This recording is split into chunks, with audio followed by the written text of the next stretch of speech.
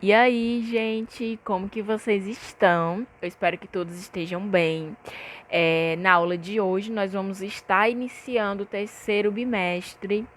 Então, já coloca aí na agenda de vocês, terceiro bimestre de Geografia se inicia com o capítulo 8.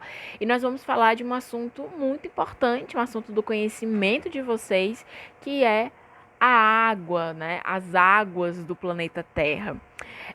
A gente já sabe que a água ela é um recurso indispensável, né? A água ela tá em todos os âmbitos da nossa vida, ela serve para tomar banho, lavar nossos pratos, e a água ela influencia também não só a nós, mas também a vegetação. Então, ela é importante para todos os processos que acontecem na Terra, certo?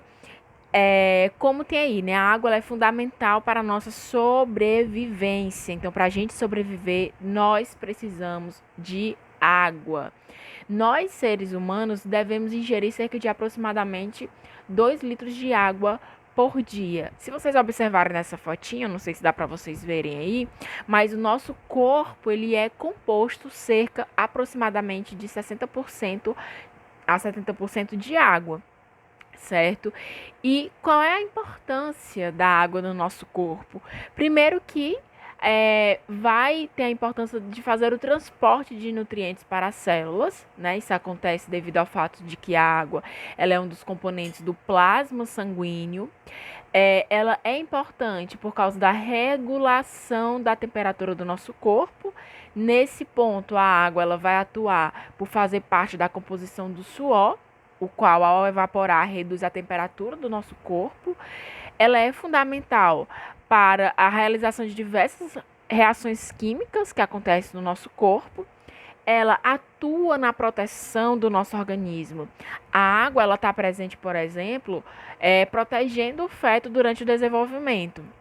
Um outro ponto é que ela atua em vários pontos do processo da nossa digestão, estando presente inclusive na nossa saliva. E ela é importantíssima também para a eliminação de substâncias. Então, a água ela está presente em grande quantidade na nossa urina, na qual ela apresenta substâncias que são tóxicas ou estão em excesso no nosso corpo. Por isso que a gente faz aquele famoso xixi. É, e a água também ela passa por um processo que a gente conhece como um processo de ciclo hidrológico. O que é um ciclo hidrológico? O que é o ciclo da água? Sempre que se falar em hidrológico, a gente está falando de água, tá? O ciclo hidrológico, gente, ele é um processo natural de circulação da água na Terra. E aí, quais são os principais pontos que acontece para nesse ciclo de ciclo hidrológico, né? Como vocês podem ver na fotinha aí, eu coloquei uma fotinha para vocês, e aí esse ciclo ele passa por diversas etapas, certo? A primeira etapa é que chove, cai na superfície da terra, evapora, chove, cai na superfície da terra e evapora. Esse fenômeno, né, de chover, cair na superfície da Terra, evaporar, chover de novo, é um fenômeno que a gente chama de evaporação, certo? Após esse fenômeno de evaporação, vai acontecer o que a gente conhece de condensação. A condensação é o vapor de água fria que vai se acumular na atmosfera. A atmosfera é o céu, condensa na forma de gotículas e essas gotículas elas vão formar nuvens e nevoeiros. E aí é o que a gente conhece como condensação.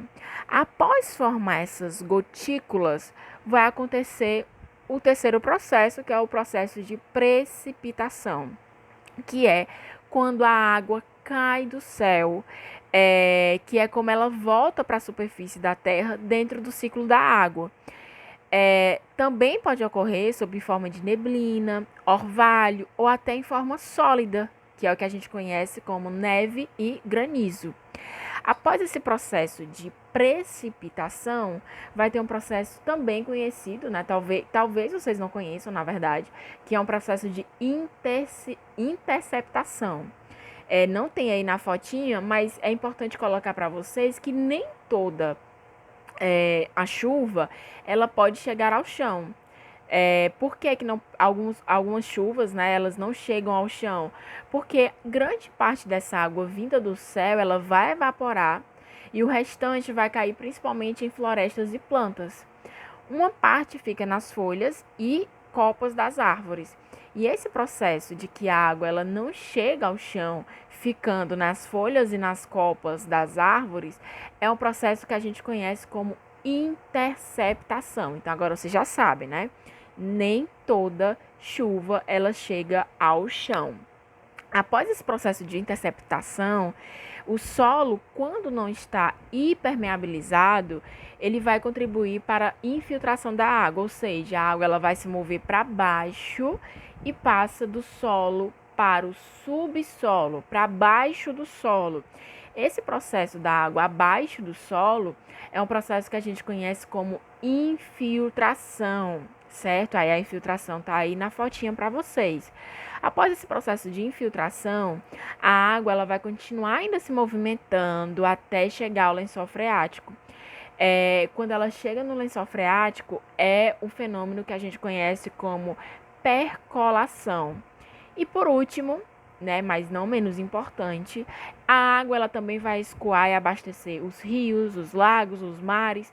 E esse processo de abastecer os rios, os lagos e os mares é um processo que a gente chama de escoamento, que também não está na fotinha para vocês. Mas, gente, se vocês não entenderam, voltem o vídeo, né? Quantas vezes forem necessário, certo? Um outro ponto também que tem no livro de vocês é falando sobre os mares e os oceanos. Eu não sei se vocês sabiam disso, mas mares e oceanos, eles são diferentes, certo? A principal diferença entre eles é sobre a extensão e a profundidade. O oceano, né, no caso, ele vai ter uma extensão e uma profundidade maior do que a dos mares. Os dois, eles são de água salgada, certo? Mas a principal diferença entre eles é sobre a sua extensão e a profundidade. Então, o que é o oceano? O oceano são massas de água salgada que cobrem quase 3/4 da superfície da Terra. E aí, quais são os principais oceanos? Oceano Pacífico, Oceano Atlântico e Oceano Índico, certo? E o que é o mar? O mar, eles são massas de água menor em extensão, se comparados aos oceanos, tá? Então, muito provavelmente, quando vocês vão à praia e vocês falam que estão indo ao mar, né? Vocês, na verdade, não estão indo ao mar, vocês estão indo ao oceano. E quais são os tipos de mares, né? Existe o mar aberto, que possui uma ligação direta com o oceano, limitada apenas por uma porção de terra. O exemplo é o Mar do Norte. Existe o mar interior, que possui ligação restrita com o oceano, ligando-se a ele por meio de estreitos.